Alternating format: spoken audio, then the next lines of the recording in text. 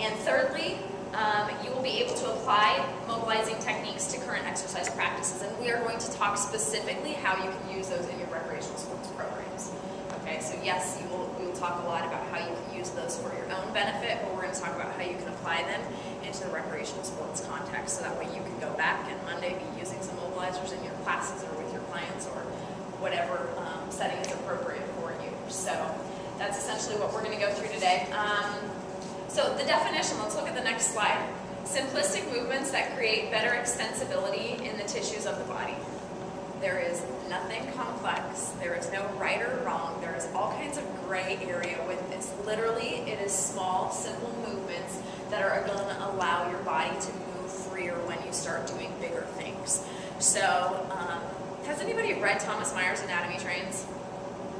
Okay, so it's very much a connective tissue philosophy. We know that the myofascia is in the endomysium, is in the paramysium, is in the epimysium. Okay, it is the one system in the body that probably innervates more of all of the other systems and works with all of the other systems than probably another one. So we know it's in your muscular tissue. We know it's obviously in, it's connecting your muscular tissue to your ligaments and your tendons. It's connecting your skin to your muscles. So it's all throughout the entire body. It's in your scalp. It's absolutely everywhere. So this approach is going to give you some very small movements that are going to enhance the way you move. All right? So that's essentially what we're going to do. Can you mention that person's name again, Thomas? Thomas Myers. Okay. And the book is Anatomy Trains. Trains? Trains. Myofascial meridians. Yep. So, very good read, deep read. Talks a lot about application for the manual therapist. So when you read through it, some of it might not really apply, or you might not get it quite fully unless you know how to use some of those techniques. But once you know how to use those techniques, or use different types of techniques to manipulate the myofascial lines, you will by far and above understand the body in a completely different context. So definitely look up some of that information, and it's fantastic, fantastic book. The utilization is probably where a lot of people struggle with it, but once you get there, it's an extremely powerful tool as well. So let's go ahead and talk about what mobilizers are, and that will pull onto the slide that you see, SRSRS. All right, so I'm going to give you the fill in the blank here. Number one, mobilizers are subconscious. So you're going to, on that first bullet, if you want to write down notes, ask the body what it wants to do rather than tell it. So for an example that I like to do with that is when we go to move our bodies and exercise, lots of times we'll start with a dynamic warm-up. Okay, dynamic warm-up is really great in the context that it does warm and prepare our body, but if we've gone from bed or we've gone from sitting all the way to, all right, now let's go, squeeze that glute, open the hip, activate everything as we go through, the body is probably not quite ready for that type of movement yet.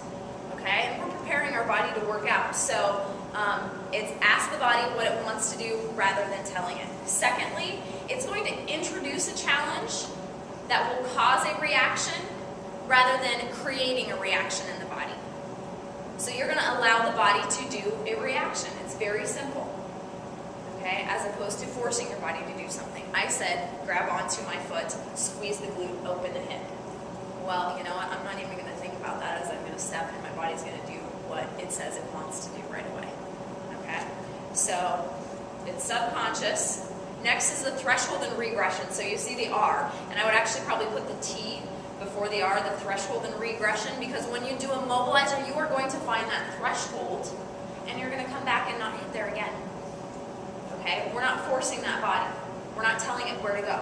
We're going to find where that threshold is, and then we're going to come back from it, and then we're going to slowly work up towards it. And then guess what? You'll be able to go beyond it. So, mobilizers, here's your first bullet here. Mobilizers help determine threshold and allow you to return. You can just put threshold and back. I would have this pop up nicely on there so you can see, but I know you guys can all listen well and write down the notes you need to anyway. So, all right, your second bullet under threshold and regression would be avoids compensation rather than forcing compensation.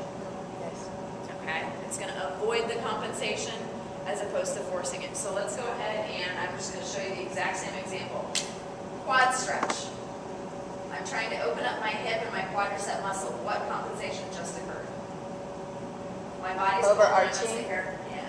your low back. Yeah. Tipping into amazing anterior pelvic tilt. Okay, as I'm doing that, so you can imagine what's happening to the back.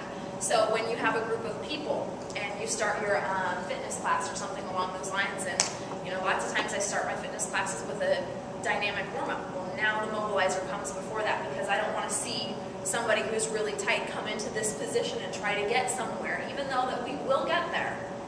I'm just going to prep them a little bit more. Okay, so it's definitely where it's going to avoid the compensation.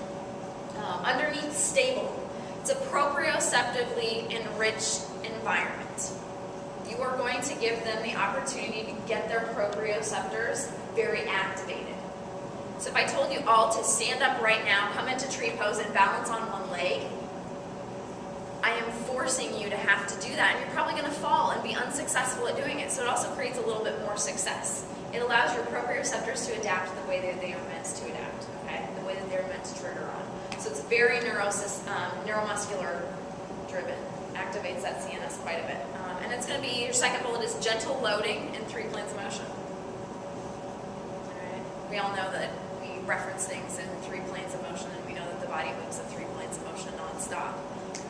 But the stability is going to be gentle loading, all right, in all 3 planes of motion.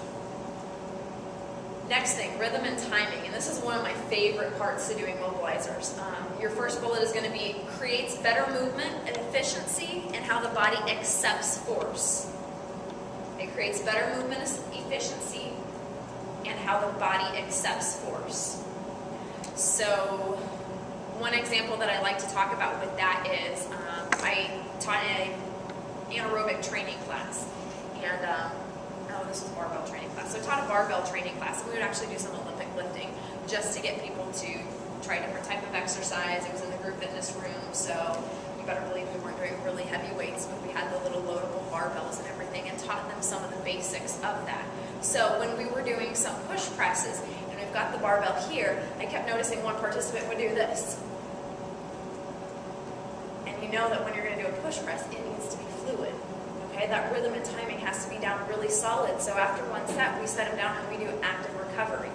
What was the active recovery? Some mobilizers, so that way that person would actually have to feel a little more fluid in their body and accept that force, so that way they could push that force out there.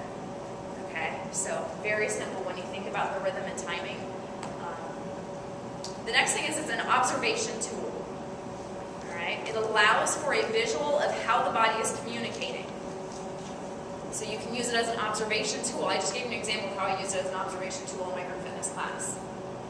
I do it with all of my personal training clients at the very beginning of any session, because then I can see how their body is communicating today.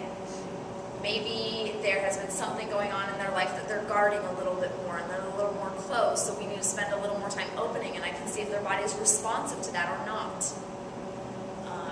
Maybe they are moving extremely well, and I can spend less time warming them up and mobilizing them because they are moving really well that day.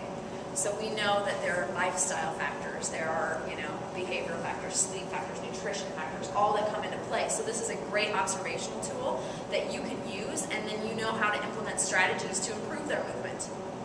So if everything's looking good, let's say we looked at, in the mobilization, we looked at ankle, hips, and T-spine, which is what we'll do later today. T-spine wasn't opening up the way I wanted it to with the client. I'm not going to let them know that, but I'm going to mobilize their T-spine as we're doing some other stuff. Or maybe it's an active recovery going, okay, that exercise looked really good, but I'm a little, I think the next one might not be quite as well because they're not moving as well in the hips. All right, let's get some lateral hip drive going. Just some basic active recovery. So the rhythm and timing, it creates better movement efficiency and how the body accepts force.